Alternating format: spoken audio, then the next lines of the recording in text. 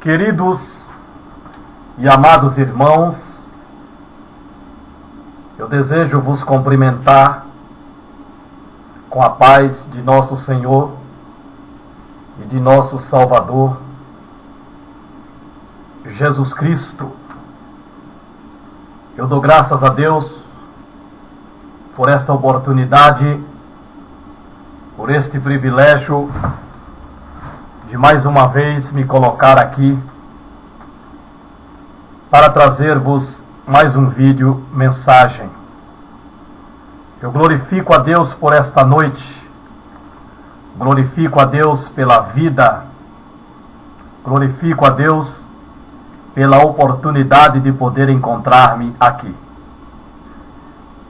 Queridos, nesta oportunidade que Deus nos permite, eu quero trazer-vos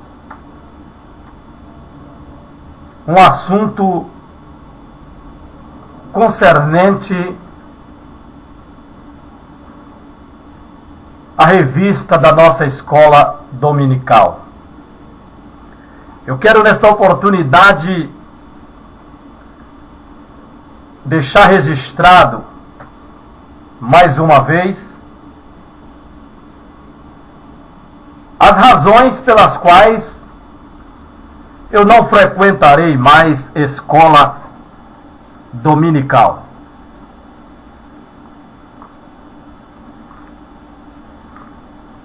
Embora eu já deixei aqui claro,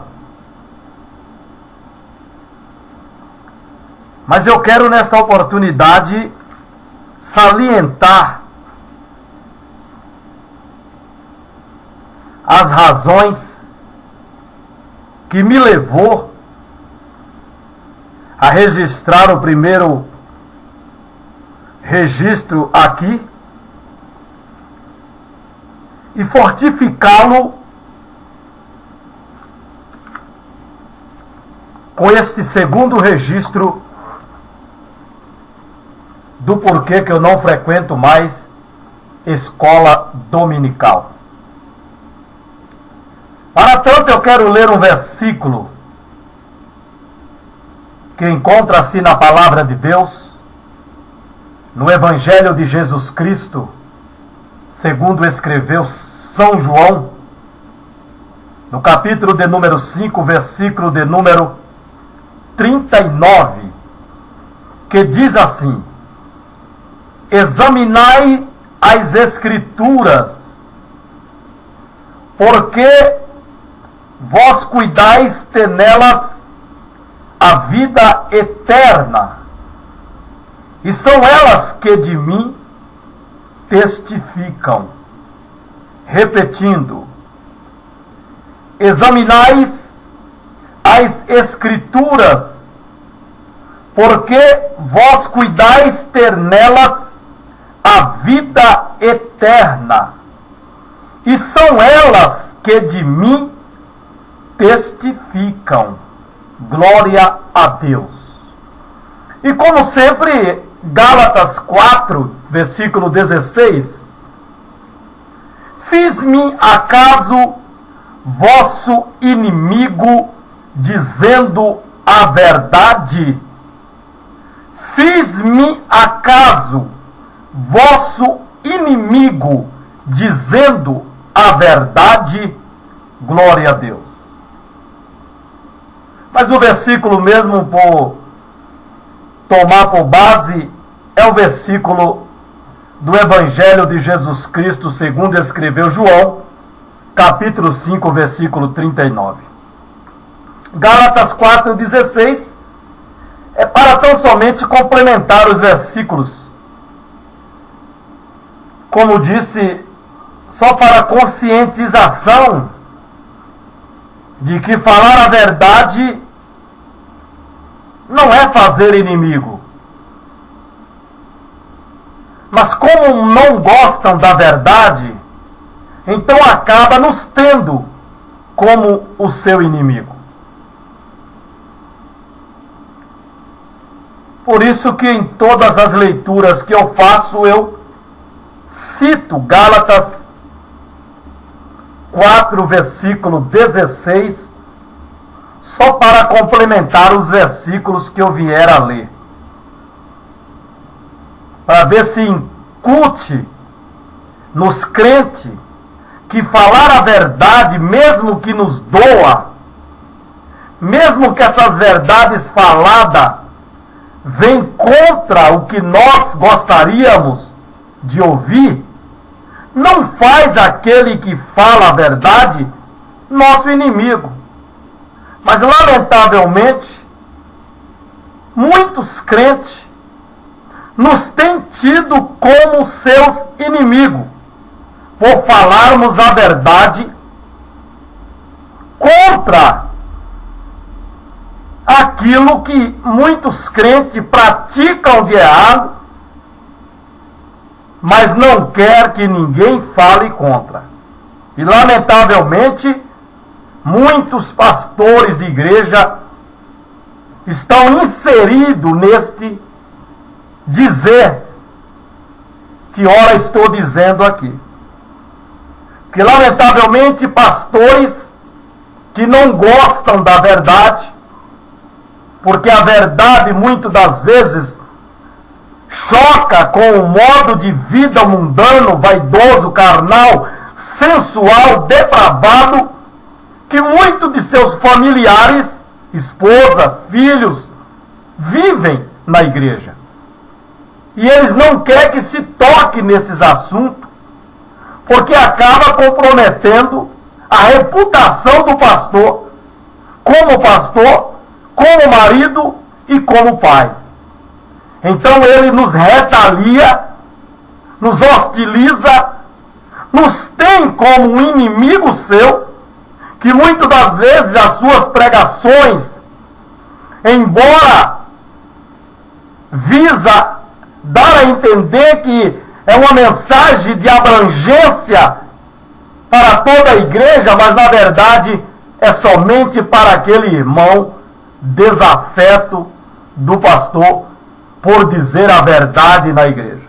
É lamentavelmente, mas é a verdade que estamos vivendo hoje nas igrejas evangélicas. Mas a verdade dita não era para tornar-nos inimigos daqueles cujas obras chocam com a verdade que nós pregamos. Então nós vemos aqui que Jesus dizendo para os doutores da lei, Jesus dizendo para os fariseus, os escribas, que eles tinham por hábito examinar as Escrituras, porque eles acreditavam que fazendo isso, eles estavam cuidando de ter nas Escrituras, ou naquilo que as Escrituras diz, a vida eterna. Então Jesus diz que essas mesmas Escrituras, as quais eles examinam minuciosamente, cuidando ter nestas Escrituras, se assim fazer conforme elas exigem, a vida eterna. Essas mesmas Escrituras são as que testificam de Jesus, de que Jesus é o Cristo, é o Messias, é o Salvador, é o Filho de Deus. Então Jesus nos reprovava, porque embora as Escrituras testificavam de Jesus, e eram as mesmas Escrituras que eles davam e tinham o cuidado de examiná-las, para que fazendo assim, obedecendo o que estava nas Escrituras, viessem a terem a vida eterna. Porque Jesus, quando aquele jovem rico que correu até Jesus e prostrou-se aos pés de Jesus e o adorou, está em Marcos 10, 17, ele perguntou para Jesus o que ele fazia para herdar a vida eterna. E Jesus então pergunta para ele se ele sabia os mandamentos. O que ele então justificou que sim. Que ele conhecia as Escrituras. E que ele era um daqueles que examinava as Escrituras a miúdo,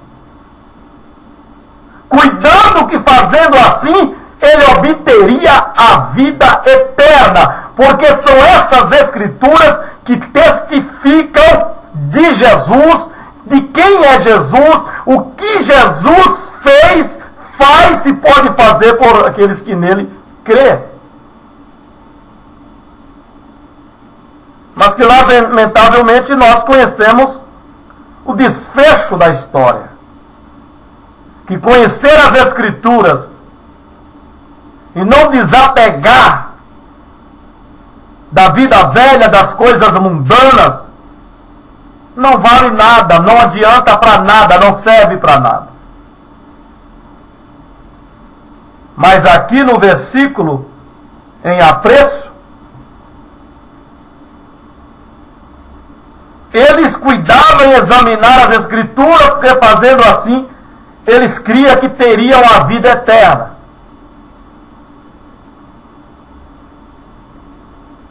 Mas são essas mesmas Escrituras que testificam de Jesus.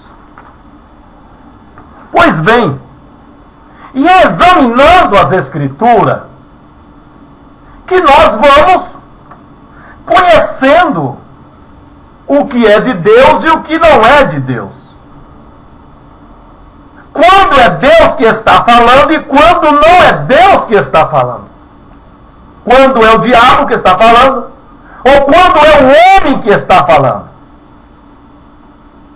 E tudo isso nós passamos a ter conhecimento quando examinamos as Escrituras.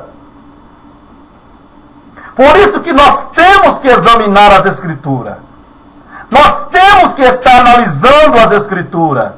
Nós temos que nos dar a analisar as Escrituras, a meditar nas Escrituras, a nos dar em conhecer as Escrituras, porque são elas que testificam de Jesus, da vontade de Deus, do querer de Deus na nossa vida, para a nossa vida.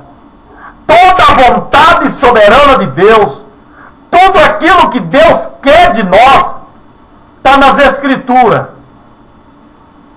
Conheçamos e prossigamos em conhecer ao Senhor, disse Deus na boca do profeta Amós, do profeta Oséias. Conheçamos e prossigamos em conhecer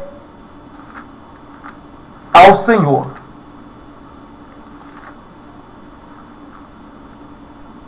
Glória a Deus. É um dever nosso. Porque muitos foram destruídos por falta de conhecimento. Por não querer conhecer a Deus, ter conhecimento de Deus. Amós também escreve isso no capítulo 3, versículo 6. Onde diz Deus que o meu povo foi destruído porque lhe faltou o conhecimento. Porque eles rejeitaram o conhecimento, também Deus os rejeitou. Quem rejeita ter conhecimento de Deus, Deus o rejeita. Quem rejeita conhecer a Deus, Deus o rejeita. E o interessante é que Amós 6,3 já há uma advertência, dizendo que nós temos que conhecer e prosseguir em conhecer ao Senhor. Conhecer e não se dar por contente, mas continuar no desejo ardente de conhecer mais e mais a Deus. Porque Deus é uma fonte inesgotável. De tudo que o homem necessita, o homem precisa, está em Deus. E nós vamos obtendo à medida que nós vamos nos dando em conhecer ao Senhor, em conhecer a vontade de Deus, em conhecer o querer do Senhor na nossa vida. Pelo contrário, seremos destruídos. Porque não se quer saber a vontade de Deus. Não se quer conhecer a Deus, porque conhecendo a Deus, vai passar a conhecer o que Ele quer, a vontade dEle na nossa vida, sobre a nossa vida. E muitos não querem. Então muitos têm sido destruídos, estão sendo destruídos e vão ser destruídos se não se dá em conhecer a Deus, para que então conheça a vontade de Deus e assim tenha a vida eterna. Então é nesse conhecer a Deus, conhecer a vontade de Deus, que nós vamos, irmão,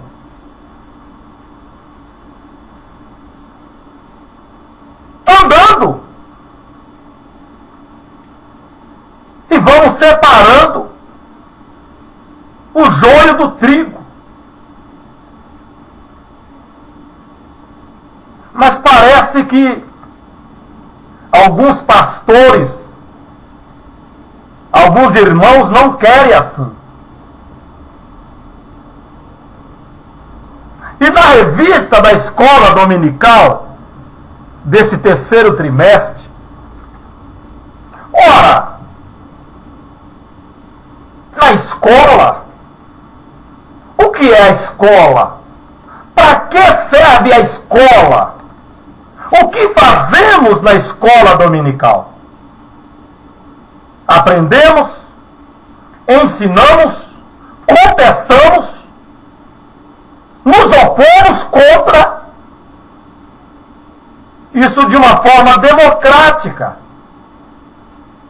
civilizada. Mas não temos que aceitar o que está errado na lição, na revista. Porque a revista não foi dada com inspiração. Não, irmão. A revista, mal são os escritores que escrevem. Às vezes eles imprimem do computador que lá já está, de muitos e muitos anos.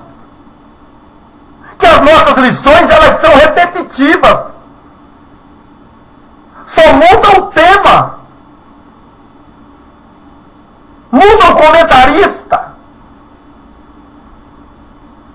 Muda o comentário daquele comentarista. Mas a revista, as lições bíblicas, elas não são dadas por inspiração divina, como falaram na nossa igreja, na nossa escola. Não, irmão. Você está enganado. Isso aqui não tem nada de inspirado. Isso que escreveu foi um homem. Inspirado é somente a Bíblia, irmão. Somente a palavra de Deus foi dada por inspiração divina. A revista, os comentários que nela há, é do comentarista, da inspiração humana. Com a graça de Deus, é verdade. mas sujeitas a erro. A Bíblia, não há erro nela. Porque a inspiração ali que estava nos escritores era divina. Era de Deus, não era deles mesmo. Mas a revista é a inspiração humana, sujeita a erro. E alguns erros grotescos que foi discutido na classe, mas que não podia se rebater, porque aí éramos taxados como tumultuador ou polemizador. Você tem que ouvir e ficar calado. Esta é a razão pela qual eu não vou mais em escola dominical. Porque eles querem nos calar, querem nos silenciar. Eles querem que nós ouçamos eles lendo a revista. E nós que examinamos as Escrituras e sabemos distinguir o certo do que é errado, quando deparamos com a leitura de algo errado, não querem que nós contestamos, alegando que a revista foi dada por inspiração, que o comentarista foi inspirado por Deus, e que não convém fazer perguntas que causem tumulto ou polêmica na escola. Ora, irmãos, estamos em uma classe, estamos em uma escola, onde temos liberdade para questionar, argumentar, contrapor. Não temos que concordar com o que ali está, se o que ali está diverge da santíssima e sacrossanta palavra de Deus. Mas, lamentavelmente, vai-se ao microfone e ali tenta sufocar os irmãos para que fique calado na escola. Aí não dá, irmão. Aí não dá. Aí não é para mim. Não. Aí não é para mim. Porque eu ouvi se falar uma baboseira na escola, ferindo a palavra de Deus, e eu não poder fazer objeção, eu não vou para a escola. Eu não vou. Se é para eu ir para a escola e eu ouvi isso aqui, ó, que eu já cheguei a comentar, mas eu quero fazer um apanhado, já que estamos finalizando o terceiro trimestre, já agora dia 24. Mas eu quero fazer um apanhado de algumas aberrações que foram faladas na escola e que não se podia argumentar nem questionar, porque o comentarista foi inspirado, então ele estava certo no que ele escreveu aqui na revista.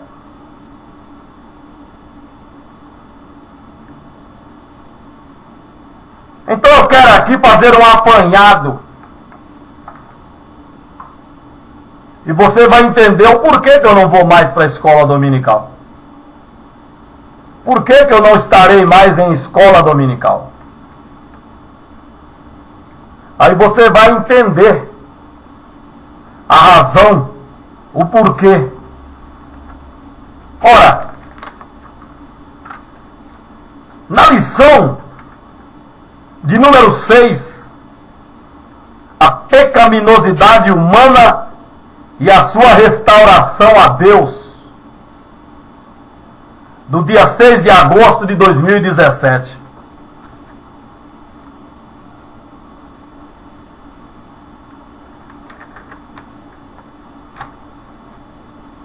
No segundo tópico,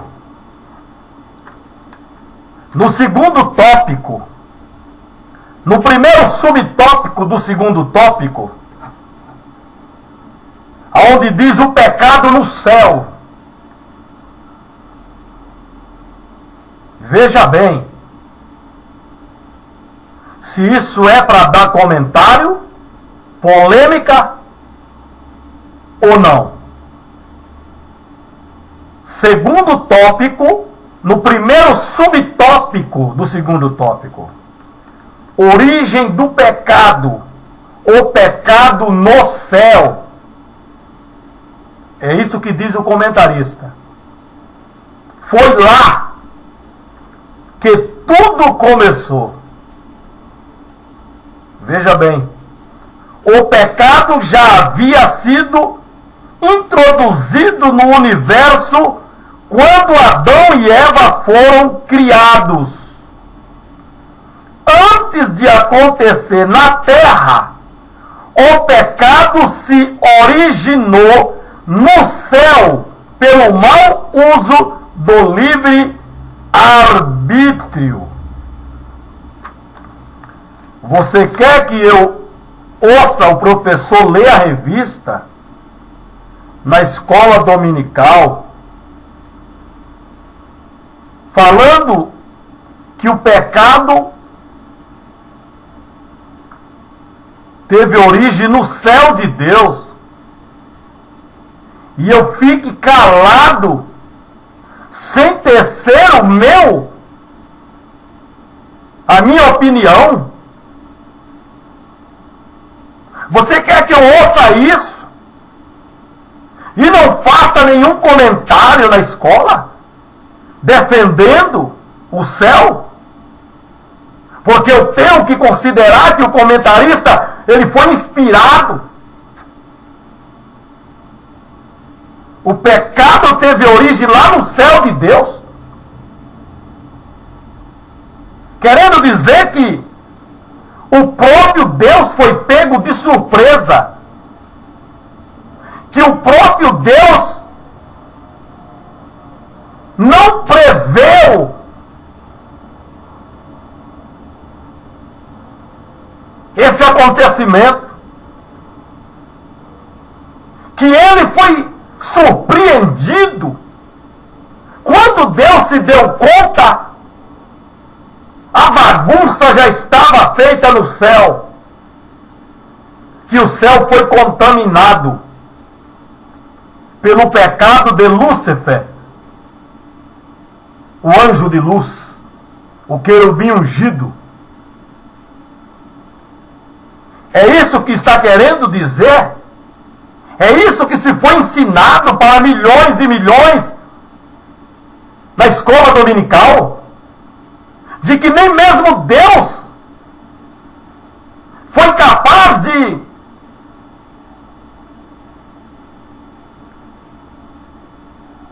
perceber esse mal?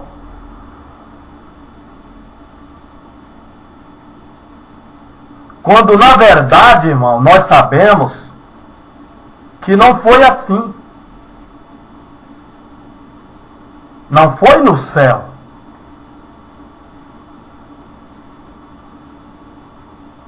Mas está na revista que foi no céu.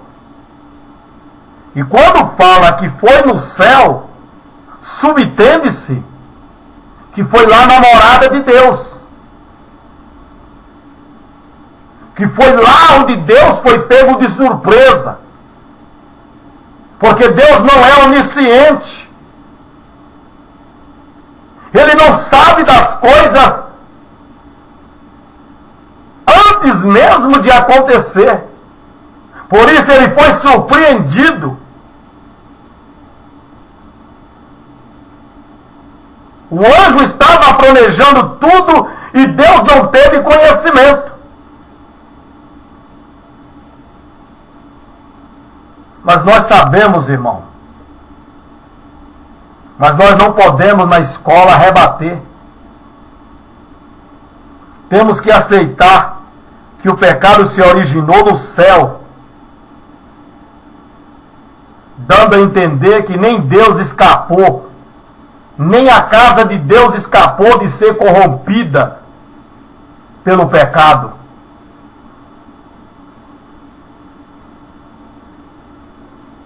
Mas não foi assim não, irmão. O profeta Ezequiel no capítulo 28 e Isaías no capítulo 14 deixa-nos bem claro o que aconteceu. O céu de Deus é santo, sempre foi santo e permanece santo até hoje.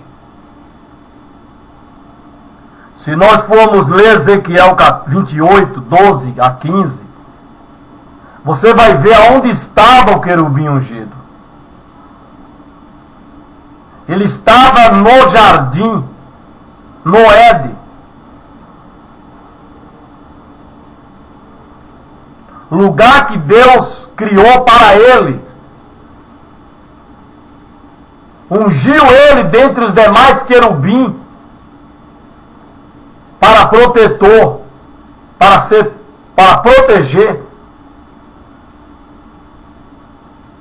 De tal forma que a expressão diz que ele era querubim ungido, ou seja, um querubim dentre os querubins, separado e ungido para tal privilégio. Isaías 14,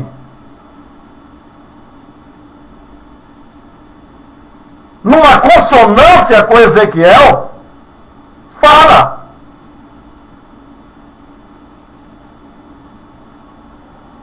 do pensamento deste anjo.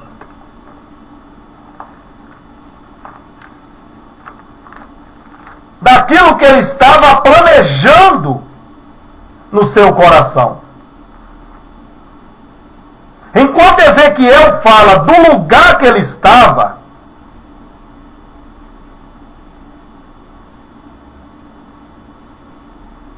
dizendo, estava no Éden,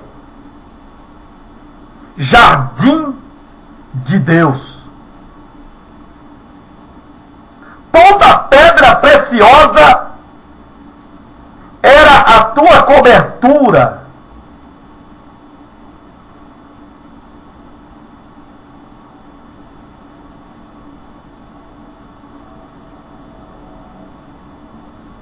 No dia em que fostes criado, foram preparados.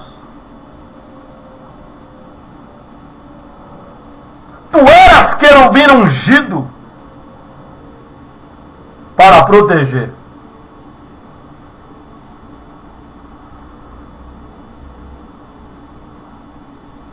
Para proteger. E te estabeleci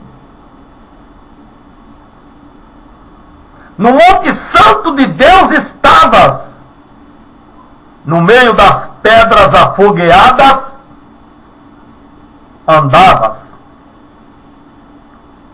Perfeito eras nos teus caminhos, desde o dia em que fostes criados, até que se achou iniquidade em ti. Então ele estava no Éden, jardim de Deus. O primeiro Éden, o primeiro jardim que Deus criou na terra original, rica em minério, em pedras preciosas.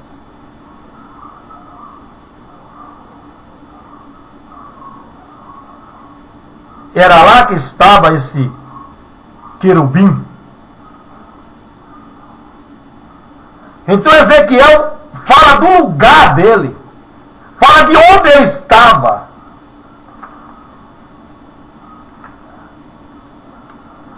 Enquanto que o profeta Isaías, no capítulo 14,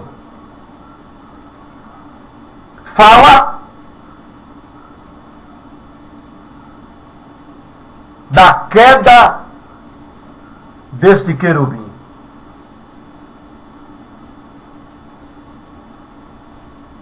Veja que a expressão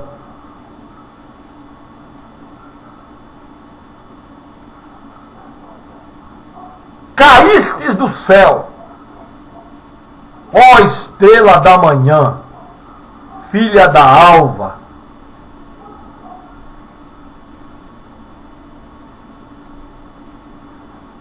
Agora, por que ele caiu do céu? Os versículos seguem-se. Tu dizia no teu coração, eu subirei ao céu. Então ele não estava no céu. Eu subirei ao céu.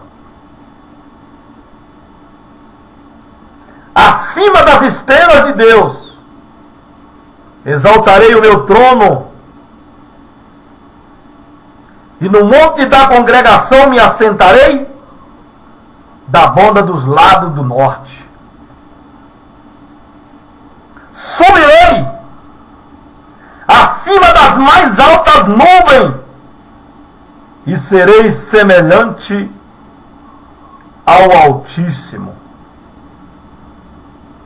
Então ele não estava no céu quando ele planejou a rebelião.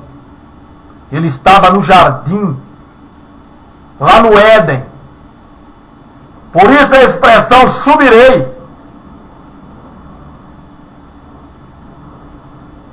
E ele subiu. Mas quando ele subiu, ele achou o céu blindado. Ou seja, biblicamente, Deus não foi pego de surpresa. Deus via tudo que estava no pensamento, no coração deste anjo. Então, quando ele subiu, ele achou o céu cerrado, petrificado. Que quando ele subiu com os anjos rebeldes, foi como que ele batesse numa parede de ferro. Aí deu aquela explosão, comprovada até pela ciência, aonde se conhece pelo Big Bang, aonde os loucos, não entendendo o que aconteceu ali da explosão, diz que dali deu origem aos planetas, deu origem à Terra, porque eles não têm conhecimento disso que nós temos. Aquilo não foi uma explosão por acaso, mas aquilo foi uma trombada que esse querubim teve, não entrando mais no céu, não sendo mais achado o lugar dele no céu. Então, irmão, o pecado não se originou no céu. Não. Entendemos que há 3 céus. Entendemos que há o céu atmosférico, há o céu estelar, e há o céu dos céus, o céu de Deus. Ele não teve acesso ao céu de Deus. Mas no céu estelar, céu da estrela, dos planetas, mas no céu de Deus ele não teve.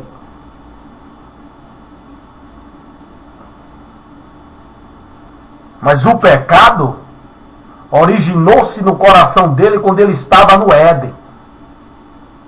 Foi no Éden que ele disse: eu subirei e farei. Então, lamentavelmente, isso foi ensinado.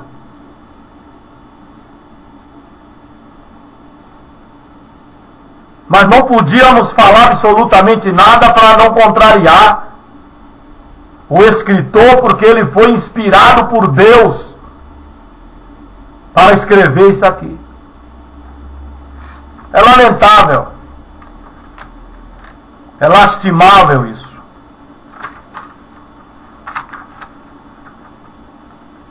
Outra coisa que se ensinou,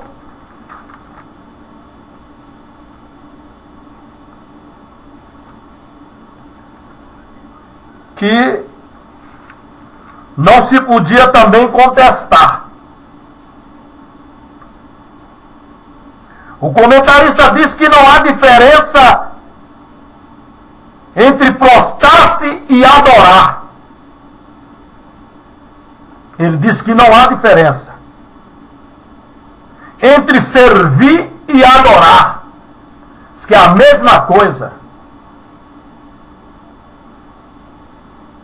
Quem serve a Deus está adorando, quem está adorando está servindo.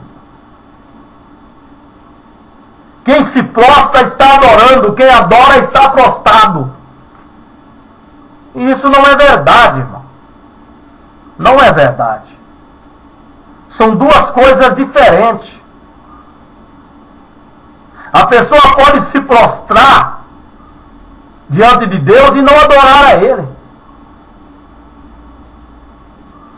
E não está adorando. Há muitos crentes que ajoelham na igreja, mas eles não estão adorando a Deus.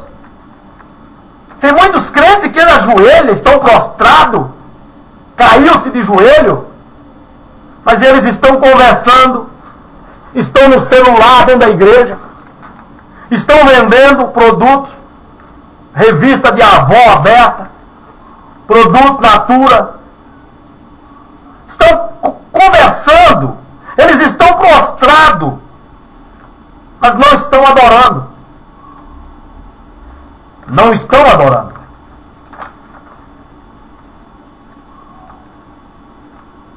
Então eu não posso concordar. Eu não posso concordar que prostrar e adorar é a mesma coisa. Quando não é, irmão.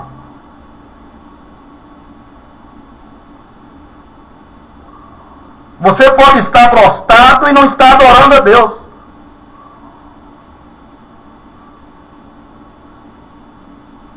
Você pode adorar a Deus e não estar prostrado.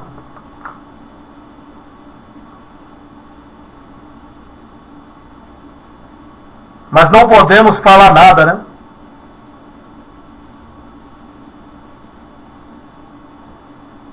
Porque prostrar é lançar no chão de bruços.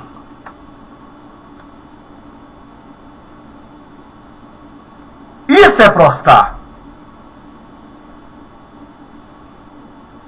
E nem sempre quem faz isso está fazendo isso numa atitude de adoração a Deus, simplesmente para cumprir um protocolo, para agradar ao pastor, para não ficar feios, todo mundo de joelho e somente aquela pessoa sentado. Então ele se prostra, não porque ele quer adorar, mas para verem que ele também está prostrado. Então não é a mesma coisa. O jovem rico que eu citei,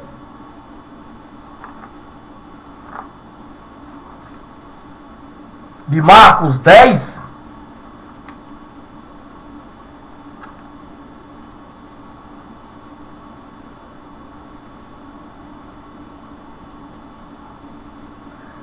aleluia. O jovem rico, de Marcos 10, 17, Mateus 19, 16 e Lucas 18, que fala do jovem rico.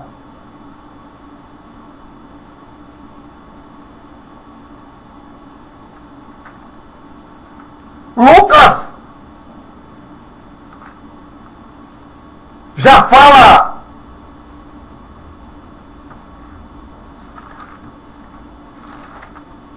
Ou vamos ver Mateus?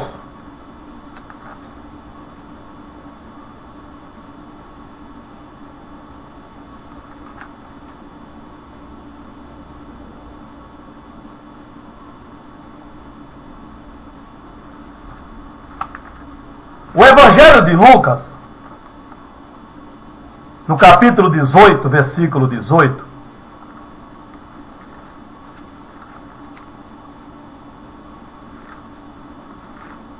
diz que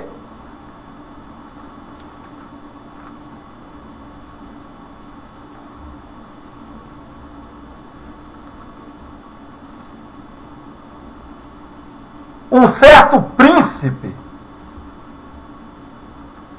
Lucas o diz que ele era um príncipe.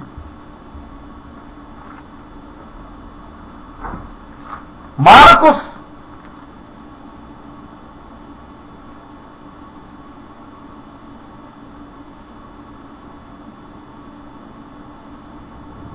diz que um homem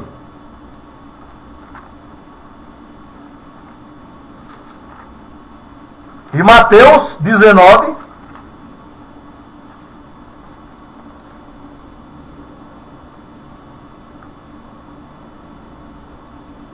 diz que um mancebo, um jovem, um homem,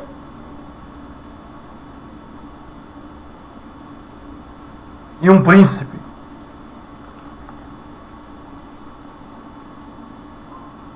Lucas é mais preciso e diz que correu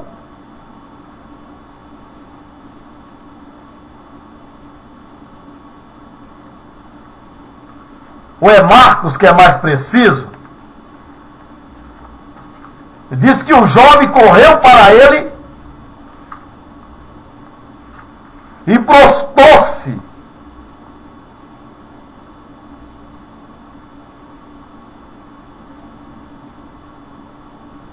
E o adorou, dizendo: bom mestre, o que farei para herdar a vida eterna? O homem se ajoelhou e prostrou-se diante de Jesus e o adorou, dizendo: bom mestre.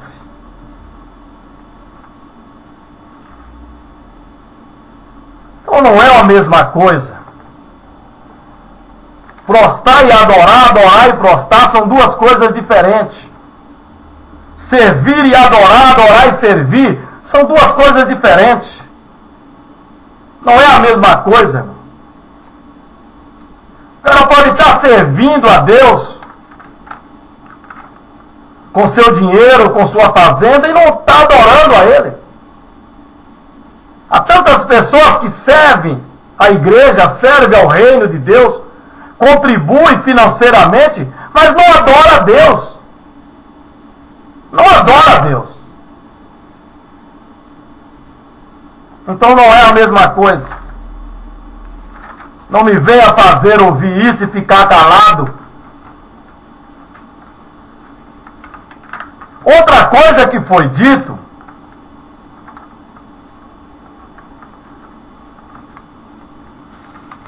isso que servir, adorar, prostrar e adorar é a mesma coisa, está na lição de número 8, do dia 20 de agosto de 2017, a Igreja de Cristo. E no dia 27 de agosto de 2017, na lição de número 9, a necessidade de termos uma vida santa, o comentarista escreveu o seguinte: no primeiro tópico, no primeiro subtópico, definindo os termos, a santidade de Deus. Aí ele diz: essa santidade é a plenitude gloriosa da excelência moral de Deus, que existe nele e que nele se originou. não tendo sido derivada de ninguém. Ou seja, ouvir isso e ficar calado não dá. Que a santidade se originou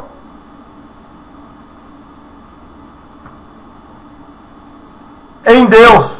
Ou seja, em um certo momento Deus não era santo, mas ele passou a ser santo em um certo momento, quando essa santidade veio a ter nele essa origem. Dali para frente Deus passou a ser santo. Eu não posso ouvir isso e ficar sem contestar. Não posso dizer que a santidade existe em Deus e que em Deus se originou.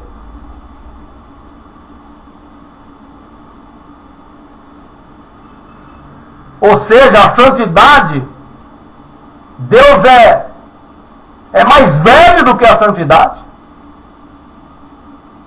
A santidade veio a existir depois em Deus.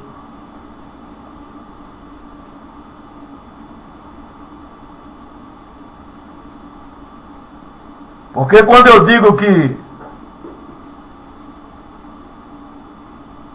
algo teve origem, é porque esse algo teve um princípio. Não é isso? Teve um começo. E sabemos que Deus não tem começo e nem fim. Ele é eterno. E o que é eterno não teve origem. O que é eterno não tem origem.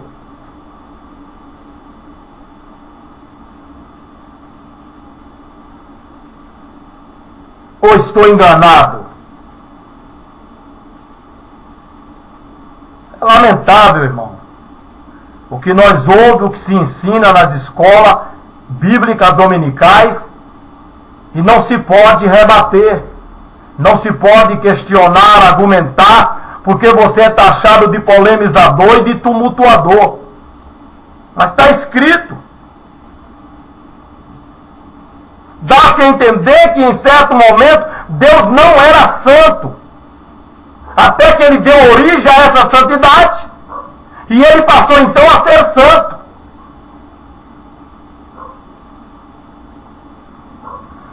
É lamentável. É lamentável. Outro fato de se dar comentário está no terceiro tópico, no terceiro subtópico. Terceiro tópico, no terceiro subtópico, quando o comentarista escreve e diz: a santificação futura. É o terceiro aspecto da santificação, conhecido também como glorificação. Aí ele diz, e é isso aqui que se cabe contestamento. Ele diz o seguinte, que na ressurreição seremos completos, e isso é extensivo à santificação. Quando o Senhor Jesus declara que transformará o nosso corpo abatido para ser conforme o seu corpo glorioso.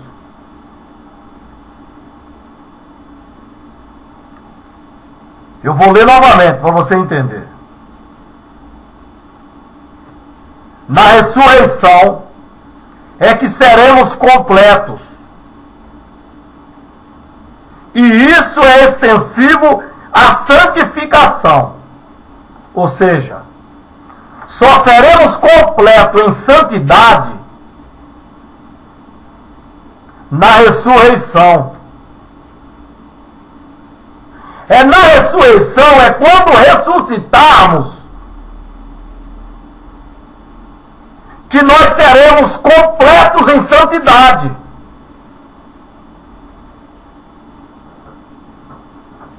Ou seja, aqueles que não morrerem estão lascados.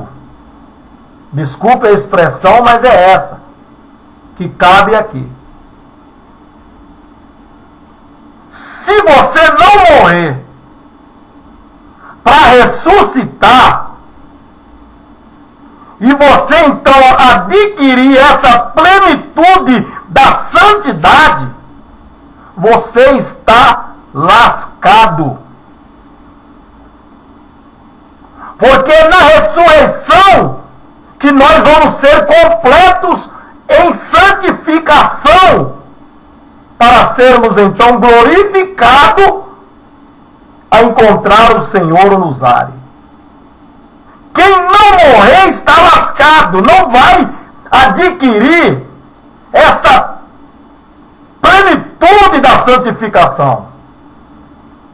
E aí você não vai ver a Deus, porque não existe meio santo, meio termo de santo.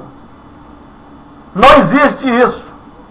Ou você é santo ou você não é. Hebreus 12:14 diz: segui a paz com todos e a santificação, sem a qual ninguém verá a Deus. Então, se você não morrer para o arrebatamento da igreja, para você ressuscitar,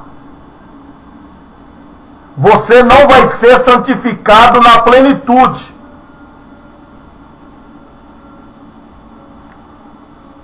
Porque o nosso comentarista, inspirado por Deus aqui, ele escreveu dizendo sobre a santificação futura, que é na ressurreição que seremos completos em santificação. Porque ele diz que Jesus disse que o nosso corpo será transformado conforme o corpo dele glorioso. Ele dá também a entender que em vida ninguém consegue ser santo. Não se consegue atingir a santidade que Deus quer. É isso que o comentarista nos dá a interpretar, bem claro aqui. Que em vida ninguém consegue ser santo. E Deus exige de nós santidade. Jesus viveu como homem, foi santo para mostrar para nós que como homem nós podemos ser santos. Jesus em tudo foi agradável a Deus como homem, mostrando que nós também possamos viver neste mundo uma vida de santidade agradável a Deus. Enoque viveu e Deus o tomou para si. Elias viveu uma vida de santidade que Deus o arrebatou. Esses dois não viram a morte. Chegaram ao nível de santidade que Deus se agradou, que Deus os tomou para si, não vendo a morte. Então, como que é na ressurreição que vamos ser completos em santificação? Que é na ressurreição que a nossa santificação vai ser completa da maneira como Deus quer.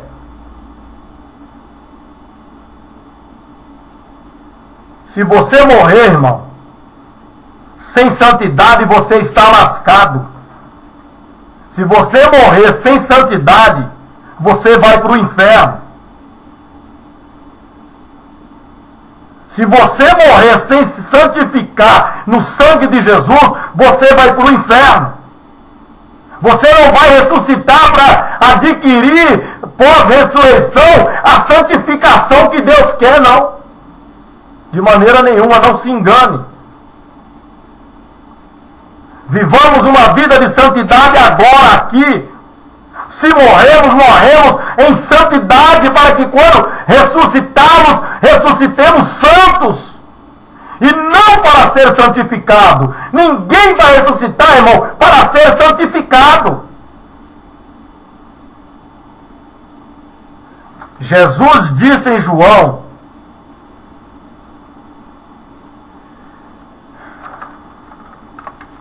João 11, 25 e 26, tão conhecido,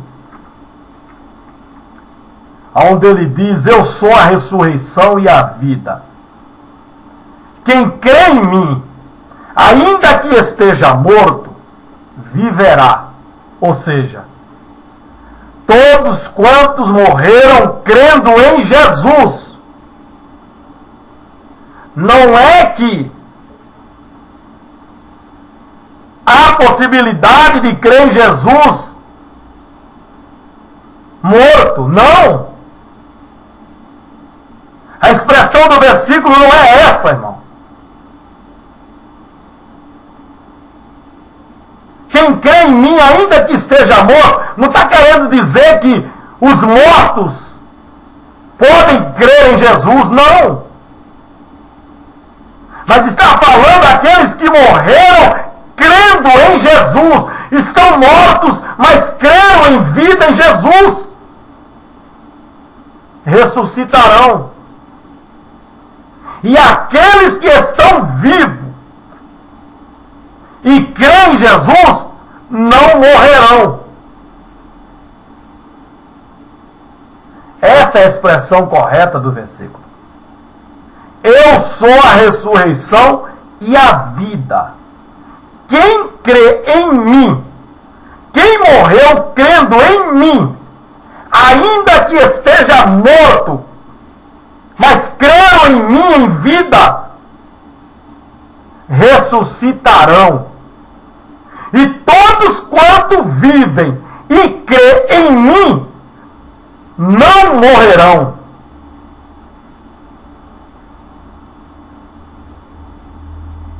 Mas se você morrer sem santidade, em pecado, meio santo, esperando ressuscitar para completar a sua santidade, irmão, você está lascado, você vai para o inferno.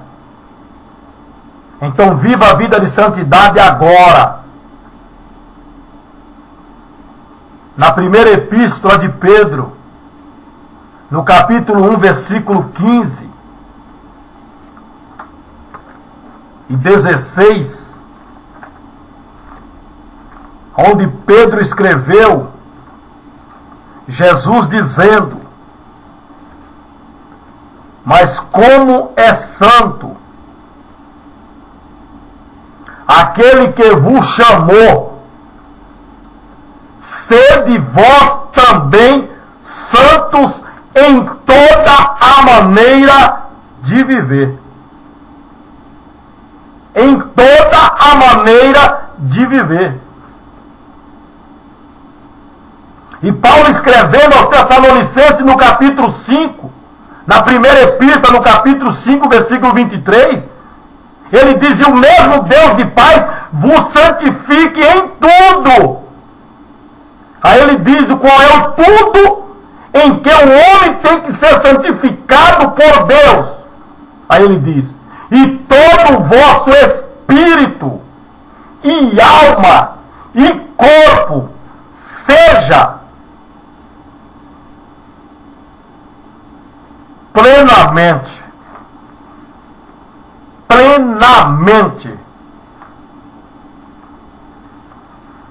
conservado, seja plenamente conservado, irrepreensíveis,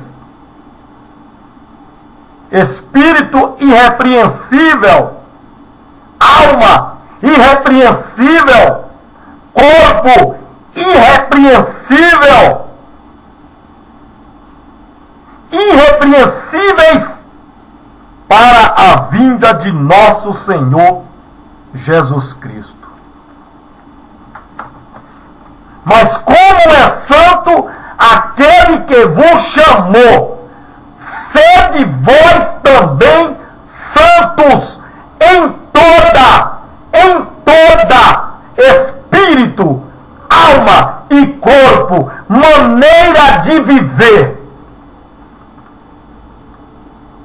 Porquanto escrito está: sede santos, porque eu sou santo. Santidade agora, santidade já. Não depois que ressuscitarem. Não. Isso é um engano, irmão. Isso não é verdade. Temos que deixar Deus santificar tudo em nós. Agora. Já. Para vivermos uma vida de santidade aqui. Para que se morrermos santos, esperançosos de ressuscitar, não para ser santificado, porque já morremos santos, mas para sermos glorificados, recebidos em glória por Jesus, por Deus. Mas o comentarista diz, ele diz, está escrito, no terceiro tópico e no terceiro subtópico: na ressurreição seremos completos. Aí ele diz, e isso é extensivo à santificação. Seremos completos em santificação na ressurreição. Está errado, irmão. Está errado. Mas ele foi inspirado, né? Ele foi inspirado. Quem somos nós para contestarmos?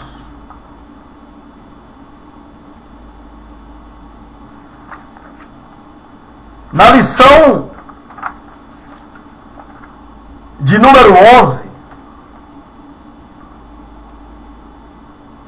do dia 10 de setembro de 2017, a segunda vinda de Cristo, no subsídio teológico,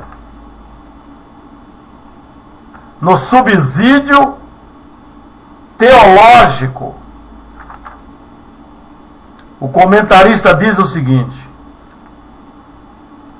que uma das características mais inigualáveis dos verdadeiros profetas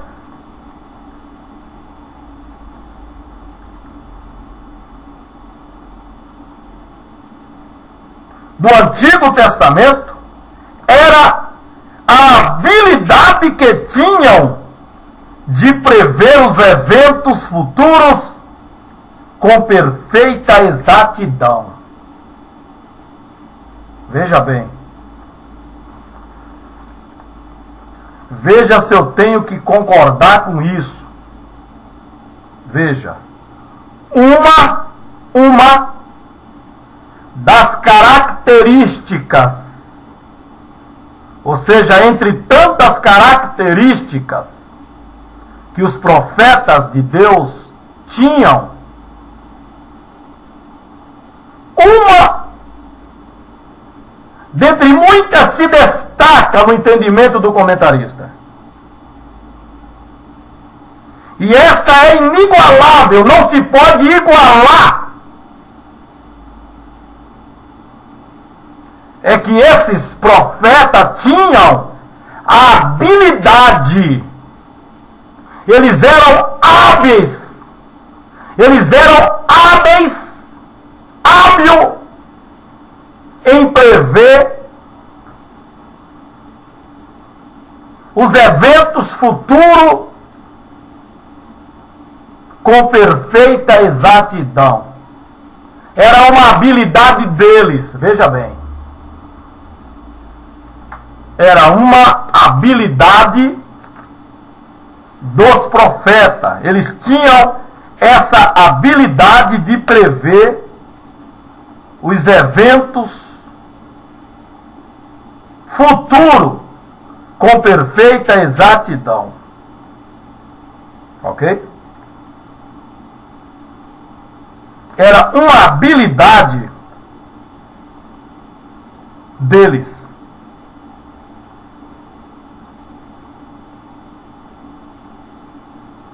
Era uma capacidade que eles tinham.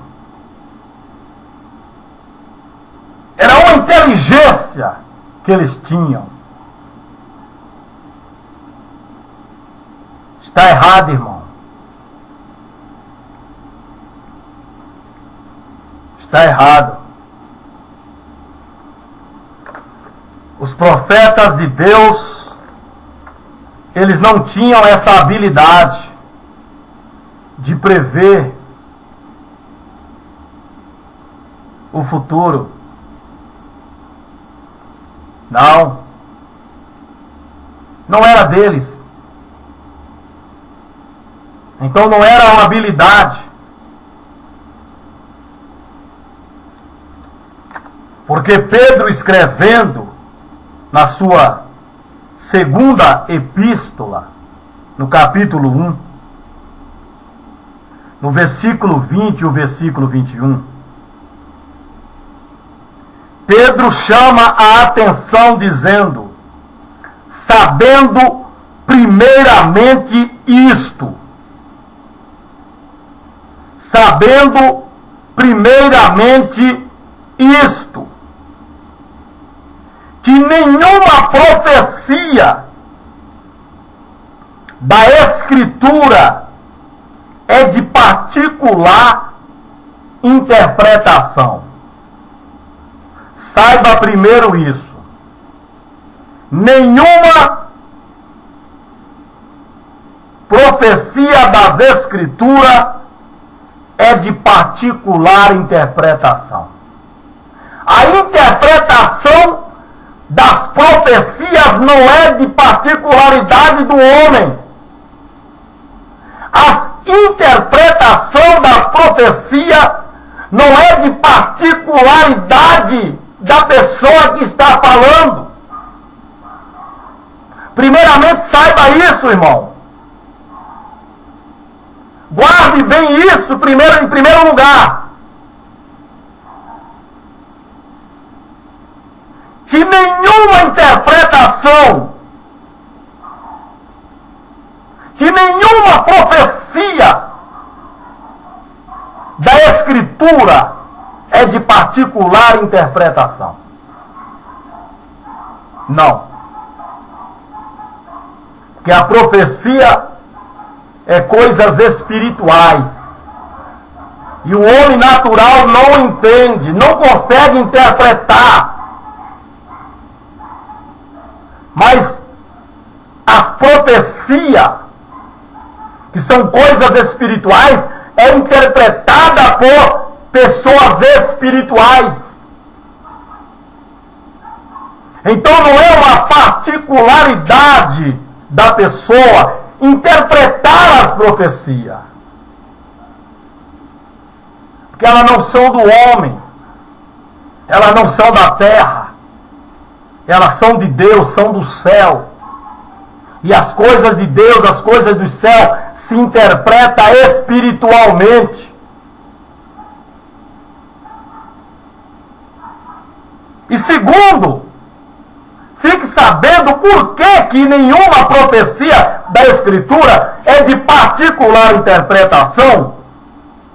É porque a profecia nunca foi produzida por vontade de homem algum. Não é o homem, a mulher, que produz a profecia. É Deus quem dá. É Deus quem está falando através daquela pessoa. Ora, outra a gente ouve alguém subir no altar e dizer que Deus me manda falar. Nenhum profeta nunca usou essas expressões, mas eles sempre disseram: assim diz o Senhor. Veio a mim a palavra do Senhor, dando a entender que Deus estava os usando, que Deus era quem estava falando através deles, e não eles mesmos. Era um selo de autenticidade de que Deus estava falando na vida do profeta, e que ele não estava falando dele mesmo. Ananias falou: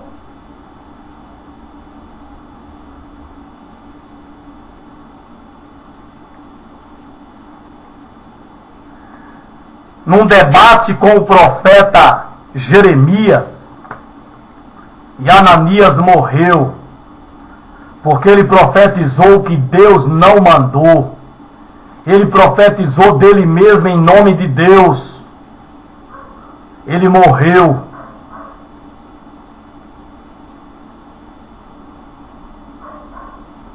Eles não eram hábeis. Eles não tinham essa habilidade de prever o futuro. Não. Eventos que iriam acontecer futuramente, não. Isso não era uma habilidade deles, não. Não era uma característica dos profetas, essa habilidade. Porque isso não era deles. A profecia não era eles que produzia. Mas, diz Pedro, os homens santos de Deus falaram inspirados pelo Espírito Santo. Os homens santos de Deus falaram inspirados pelo Espírito Santo. Mas não era deles a profecia. Então a interpretação também não era particularmente deles. Porque não era eles que produziam as profecias. E para piorar o assunto, segue-se o comentarista dizendo: o próprio Deus previu o cativeiro de Israel no Egito e o seu subsequente livramento.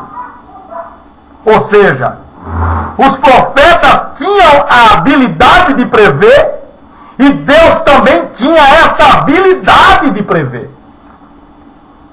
É o que está escrito aqui, é o que está dizendo o comentarista, que tanto os profetas quanto Deus tinha essa característica em si, que é a habilidade de prever eventos futuros.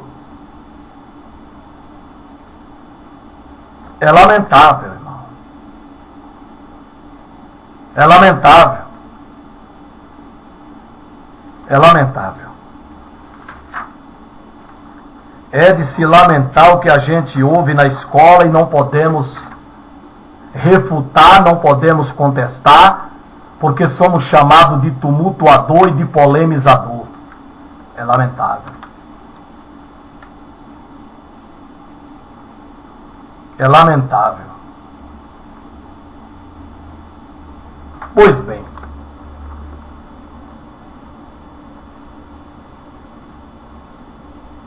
Vamos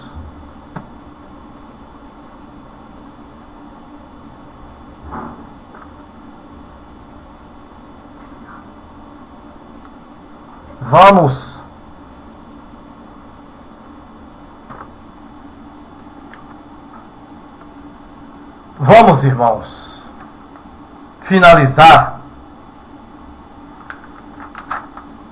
falando da última lição, onde o comentarista,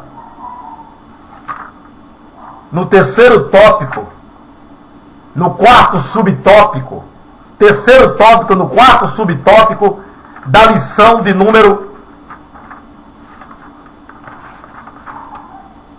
13, do dia 24 de setembro de 2017, sobre a família e a sua natureza. No terceiro tópico, no quarto subtópico, que diz sobre a indissolubilidade. A indissolubilidade do casamento. Aqui no primeiro tópico, já no final do primeiro tópico, do terceiro, no primeiro subtópico do terceiro tópico, o comentarista diz que a declaração, portanto, deixará o varão seu pai e sua mãe e apegar-se à sua mulher, e serão ambos uma carne. Apresenta 3 princípios básicos sobre o casamento. Primeiro, monogamia. Segundo, heterossexualidade. E terceiro, indissolubilidade. Muito bem, maravilhoso isso. Maravilhoso. Monogamia, uma mulher só. Heterossexualidade, que o homem tem que ser hétero. E não 2 homens, não 2 mulheres. E indissolubilidade, que fala daquilo que não se dissolve, não desmancha. Maravilha. Porém, no quarto subtópico do terceiro tópico, ele se contradiz quando ele diz: a natureza indissolúvel do casamento, veja bem, vem desde a sua origem. E ele cita novamente: e serão ambos uma só carne. Ou seja, o casamento é indissolúvel. O Senhor Jesus Cristo disse que essa passagem bíblica significa a indissolubilidade do casamento. Mateus 19:6. Maravilhoso até aqui. O voto solene de fidelidade um ao outro, até que a morte os separe, que se ouve dos nubentes numa cerimônia de casamento, não é mera formalidade. Malaquias 2,14. Aí ele diz: o casamento só termina pela morte de um dos cônjuges. Amém. Romanos 7,3. Até aqui, amém. Mas aí ele se contradiz. Pela infidelidade conjugal, aí ele dá Mateus 5,32. 19,9. Ou pela deserção por parte do cônjuge descrente. 1 Coríntios 7,15. Ou seja, uma das hipóteses está correta, que é a morte. Agora, pela infidelidade conjugal, ou pela deserção por parte do cônjuge descrente, aí segue-se a advertência de Jesus, que fique sem casar. Que fique sem casar. E isso o comentarista não explica. Então ele mostra que o casamento é dissolúvel. É dissolúvel. Porque ele não explica dizendo que pode sim terminar o casamento, mas você não pode casar. Você separa-se do corpo, mas continua ligado pelo cônjuge enquanto ele for vivo.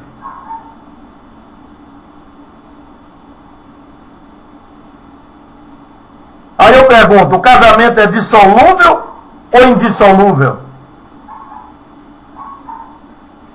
Ele diz que é indissolúvel, mas aqui ele já abre dizendo que o casamento termina com a infidelidade. Termina assim a relação física um do outro, mas permanecem ligados um ao outro enquanto os dois forem vivos. Mas morrendo um dos cônjuges, o vivo fica livre para casar no Senhor. É lamentável, irmão. É de se lamentar o que se ensinam e o que querem que a gente engula calado, sem fazer nenhuma objeção. Está aí, irmão, mais uma razão pela qual eu não irei mais às escolas dominicais. Para ouvir isso e ficar calado, sem poder pôr a minha opinião à luz da Bíblia, mas aceitar a opinião de um homem, porque ele é doutor, teólogo? Não, irmão, não irei mais. Ficarei em casa, não porque sei demais, mas é porque eu não quero aprender errado. Que Deus em Cristo nos abençoe e guarde, agora e sempre, em nome de Jesus. Amém, Jesus. Amém.